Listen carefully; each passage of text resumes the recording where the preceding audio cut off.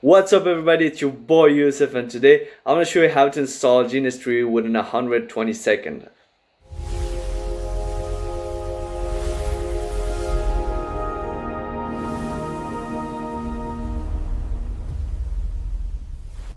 Let's get started. Open your web browser, go to Google, search for GNS3 and open the official GNS3 website. If you don't already have an account, create one. I already have an account, so I'll simply log in. Next, click free download. Select your operating system. I'm using Windows, but you will also see options for Mac and Linux. Click download and wait for the installer to finish downloading.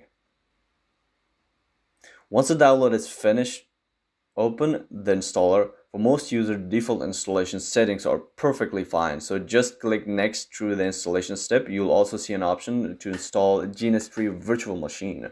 Only select this if you already have a virtual machine installed. Otherwise, leave it unchecked because it wouldn't work without a virtual machine. Continue clicking next and wait for the installation to finish. It may take a few minutes or two. So be patient. I didn't skip this part because I wanted to show you the complete installation process within this 120-second video. Now say no to this, click, and then click finish.